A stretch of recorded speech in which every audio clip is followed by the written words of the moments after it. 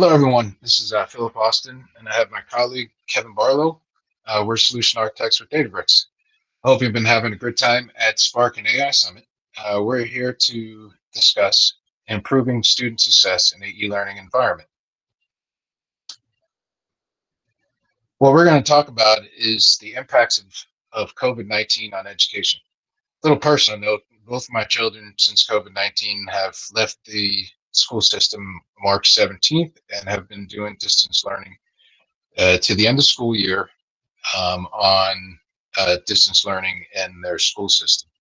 If you look at the large affected populations, you see 98% of the US institutes have moved to the majority of online classes, which is approximately 22 million individuals. The immediate concerns are, the student and employee mental health, short-term budget costs based on the fact that students aren't there spending their money or spending their money on the things of the school, as well as accelerated rates of student attrition because they wanted the school experience instead of being at school. The future concerns would be based on financial stability, engaging with the student, because some students like being on site versus online, and the decline in future enrollment. In the traditional learning environment, you have the the location, which is a school, university, college, high school, middle school, elementary school, things of that nature. You have easy professor and student interaction, so I can go up to a professor during class or in office or things of that nature. You have on-site counselors, which are helping with students' mental health as well as student classes. And then you have student services for things like payments or things of that nature that really help the student succeed. And when you look at the new online learning environment, the things you have to deal with are remote access, so internet access for every student, being able to have a laptop for every student, virtual professor and student interactions, so you're on a classroom full of students and having interactions with them in a virtual setting. Things that we have a question on what counselors are involved. Are we having student counselors are involved or staff counselors? Then student services, how are they getting their student services? Where are they coming around? In the online data pipeline, there's a plethora of applications that are in the online learning platform environment. So you have things like Blackboard, Canvas, Zendesk, Zoom, Dynamics CRM, CollegeNet. And what we're trying to accomplish is stream data as well as batch data into using Databricks within an organization where we can use our Delta Lake platform to do bronze for ingestion, silver for machine learning ready applications, and gold, which is BI ready implementation. So that data is actually sitting in your data lake, which is either on Azure ADLS, which is Azure Data Lake Store, or Amazon S3. And then we can use that data and connect it together for persistent data, and then use that to actually serve up into business intelligence reporting, machine learning, data science presentations, and downstream applications. Now, if you look at online learning data architecture, you have things like Canvas and Blackboard, which hold the LMS systems and learning management systems. You have your help desk, which is student support for things like student services or technical services for those learning management platforms. And then you have your conference calls attendance, so like Zoom, Google Meet, things of that nature. And all of that data together can be set in place and put into one online student success platform that runs within Databricks. Now I have Kevin Barlow, who's going to demo some of the things that we've come across within the online learning space. Hi, everyone. So as Phil mentioned a little bit ago, my name's Kevin Barlow, and I'm another solutions architect with Databricks. And now I'm going to walk you through the processing that we did with some data on the online learning platform. This is actually something that's also personal to me. My wife is going through med school right now, and halfway through her semester, they put her into an online environment, and the school had to do a lot of transitioning to get that ready. So this is an interesting exercise, and I think one that's applicable to a variety of education entities because, as Phil mentioned, most of them are in some kind of an online learning environment, and that's new for a lot of people. So looking at the data architecture, we broke it out into three main technology categories. We figured that these are three of the most common that people would see in any education environment. You have your LMS system, your learning management system, and Canvas and Blackboard seem to be two common ones. They're also ones that have good APIs to get your data out pretty effectively. We picked a help desk technology like Zendesk for all of your student support tickets, if they can't access Canvas, for example, or if their computer is malfunctioning weird. This has information on the number of tickets and severity, things of that nature. And then conference calls. I know with my wife, they're using Zoom to the registrations for each call to take their attendance, since that's a part of their grade. So it's kind of an interesting workaround and one that was worth exploring. So the goal here is to combine all of this data to provide a 360-degree view of a student and all of the touch points they have within your education environment. So first we load in the data sets. As you can see in DBFS, we have information for each of the tables noted above. So starting off loading in the student table, we will load in the data from a CSV, and we have just over 32,000 students, so a pretty good sized data set to work with. Doing some mapping on the data to make it a little bit cleaner. So this would be getting your data from its rawest form into a bronze level data set. And looking down here, we have information on each student, some demographic data, what year they're in, and then maybe the final results of their classes for this particular semester. So now we'll write that into a delta table. This would be our bronze level delta table for the student information. And we do this for a variety of reasons. Delta has fully ACID transactions, and it makes sure that we enforce schema on the students. That way, next semester, when we have 30,000 plus new students, we can simply do an upsert into the delta table, and we still have all the integrity that our data set has while keeping it in our data lake.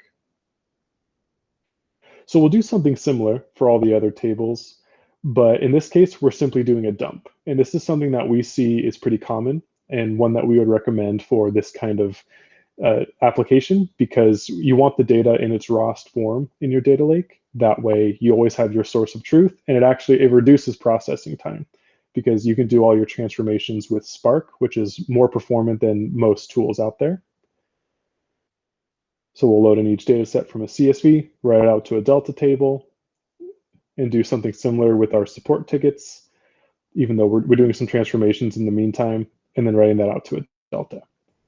So looking at our end data table, we have all of these Delta tables that we can then do our analysis on. So these are our bronze level data sets. And now we're going to work on putting these into a silver layer. So the silver layer will do some transformations and combinations to get it ready for predictive analytics. So loading these into data frames. Here we put on our student success SME hat, and we're going to be filtering down to the features and columns that are most relevant to predicting student success. This would be based on industry knowledge, and it's mostly revolving around demographic data, but also some student activity within our system, including the number of classes they're taking, the number of assessments they've taken, maybe the number of student support tickets they've put in.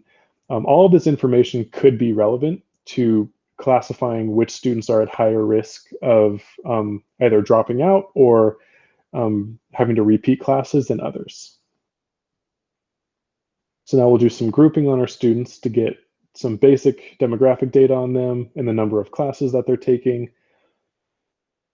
and then doing something similar for all the other tables we have in here. So each of these data frames is a grouped version of the corresponding table and has information at the student level for this particular semester. Now we'll join all of those into one data frame and doing some calculations on the data from there. So now you can see we have for each student, on top of their demographic data, we have a number of columns that describe their interaction with our student environment. And at the end, we have a bunch of information that we can then use to predict which ones are at higher risk of dropping out. So we'll write that out to a delta table, and this would be our silver level data set. So now jumping into our analytical notebook, this would be the work of a data scientist within an education group. And all of that transformation that we just did in the previous notebook, we can simply call from this notebook. That way, the data scientist, when they want to run their analysis, they don't have to ask the data engineers or ask a different group to do the analysis. They can simply run the work that they've already been doing and then get the end result, which we can see here. All of the delta tables that we created and this aggregated data set, which we're going to be using for our analysis, which when we view it, looks the same as it was in the last notebook. So we'll start off with some exploratory data analysis, just getting a count of each column and some basic statistics around it, just so we have an idea of what we're looking at and the kinds of data that we're expecting in each column. So to start off our analysis, we'll do some feature engineering, and within Spark and Databricks, we have some pretty handy indexers and pipelines that make the job a lot easier, so we don't have to do it as manually. So we'll define which columns of ours are strings, and then index those so they're ready for analysis. And then we'll put them into a vector, so that when we put all of our features into this vector, we can simply call a machine learning algorithm and provide it both the feature vector as well as our label to train it on.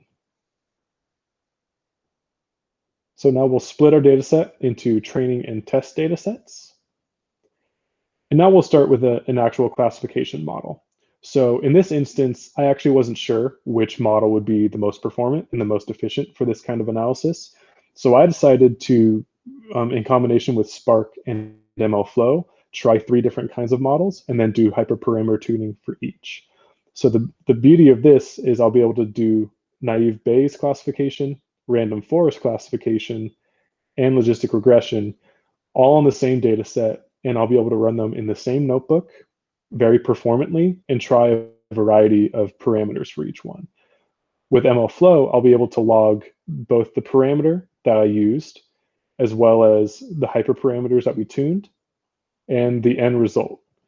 So since this is a classification, MLflow will be logging some information about the F1 score, and it'll be doing cross-validation on each one. So if we jump down to random forest, for example, in the random forest classifier, we have 3 different hyperparameters, each with anywhere from 4 to 6 values that I want to test. And we'll be able to do a cross-validation on these to test every combination and permutation of those hyperparameters and get the end result. So after running all of these models, and just note that both of these notebooks run in under an hour. So we're effectively training in the neighborhood of 30 machine learning models in under an hour. So that's pretty performant, and it's a good place to start. So now that we've run all the models, we can see here all of the models that MLflow tracked, and it has an F1 score associated with it. So we can then either manually go through these and find the best one, or we can use the MLflow tracking API and simply search on all the runs that we just did and get the best average F1 score, for example. So looking at this run, this was our best model, and we can see it was if I jump down here, a random forest model with 32 bins, 60 trees, and a max depth of 6. So we can then rerun that model, get a prediction data set out, and now that is kind of our gold level data set. So it's aggregated and it has predictions that we can then use for BI. So looking at that data set for each student, on top of all the information we provided, we also have at the end a prediction. So this is either a 0, 1, or 2, based on if they're low risk, medium risk, or high risk of either dropping out or repeating a class. So we can do a variety of things with this data set, but what we felt was most indicative of what would happen in the real world would be feeding this into a dashboard. So writing this out to a CSV or another data set that we can easily upload. We can then put this into a dashboard, which would then be given to maybe student counselors, academic advisors, maybe curriculum administrators. This would give a breakdown by location, demographics on the risk level associated for all the students for a particular semester. And this could be used to do a variety of things. If you're an academic counselor, this could be to track some students that are in your pool and make sure that they're all doing okay, and you can intervene and try and prevent them from either dropping out or having some kind of negative impact on their education. If you're in charge of curriculum, this could be used to identify what is kind of known in the industry as a toxic course load, which is basically a combination of classes when taken together provide a negative result for the student. So this could be a way to provide a more data-driven perspective on that and really drive progress moving forward. So the possibilities are endless. So this could be to measure current success and provide better success in the future. So that concludes our demo. And Phil and I will be sticking around after this to answer any questions that you might have. But thank you for joining us. Enjoy the rest of Spark and AI Summit.